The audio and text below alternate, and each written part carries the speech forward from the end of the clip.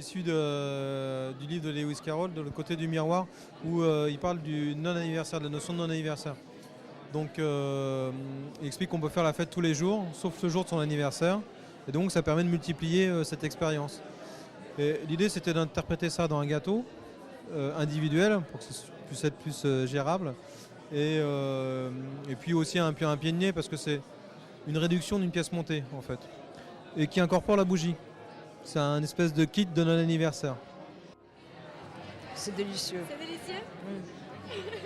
Mais alors, vous avez bien fait de me parler de cette bougie parce que moi je suis restée un peu stupéfaite. La bougie se mange. Donc comment vous avez fait pour réaliser ceci? C'est une astuce qu'un chocolatier m'a donnée qui s'appelle Jacques Génin. En fait c'est juste un bâtonnet d'amande qui contient de l'huile et qui permet de brûler comme ça. Et puis après, il faut faire un corps de bougie avec un tube de chocolat. Et là, qui est rempli de purée de figues. Il y a toujours une histoire un peu derrière. C'est pas juste de l'art culinaire. Il y a quelque chose d'autre derrière. Soit un livre, un conte. Il y a toujours quelque chose qui se rattache derrière. Ouais, il y a une histoire qui permet de créer un fil conducteur et qui surtout permet de générer des intentions. Donc là, moi, je m'appuie sur ce matériau, en l'occurrence littéraire, pour raconter une histoire avec l'alimentation. Vous allez nous dire ce que ça fait de manger face à un miroir.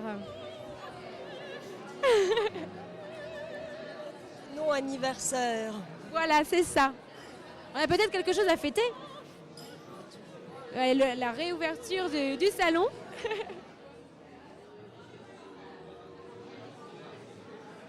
Praliné. Donc zeste d'orange, chocolat, pâte pralinée.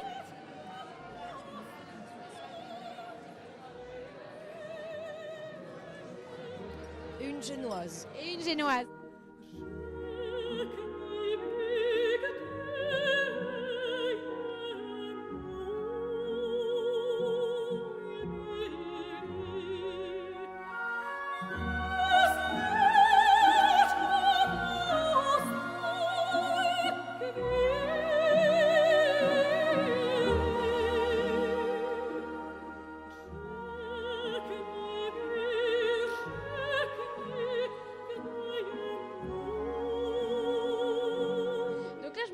Quelque chose d'assez particulier.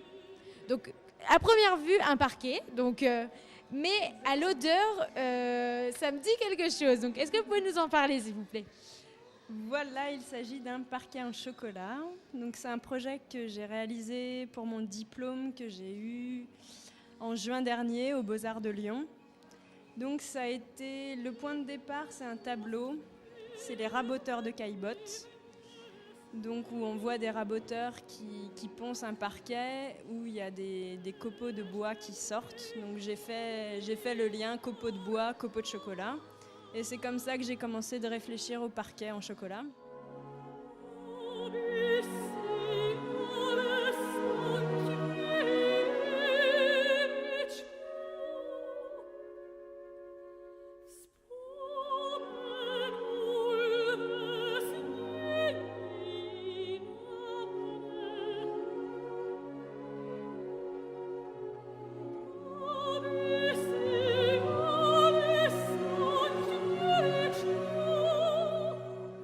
こう進化させるような、食べ物とか味わい方っていうのを作っていきたいと思っていて、私自身は特に自分自身が料理人だとは思っていないので、そういう感覚を通して食べ物を作って食べる状況を作るっていうことをやっていきたいと思ってます。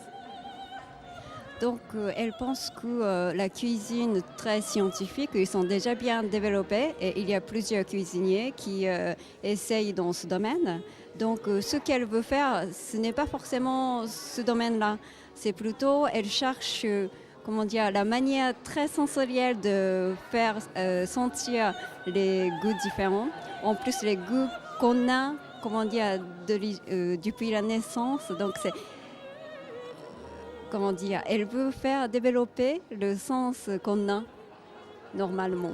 Voilà. Elle pense la cuisine du futur, de l'avenir, ce serait plutôt quelque chose sans frontières.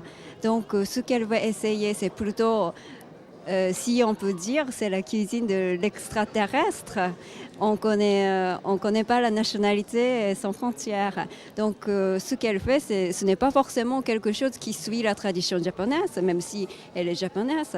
Donc, voilà, c'est quelque chose d'extraordinaire et extraterrestre. C'est petit, ouais. C'est autre chose que de la nourriture classique. Ouais. Tous les sens, non mais c'est tous les sens. Il y a le son, l'odorat, le goût. Tout. Ouais, c'est assez étonnant.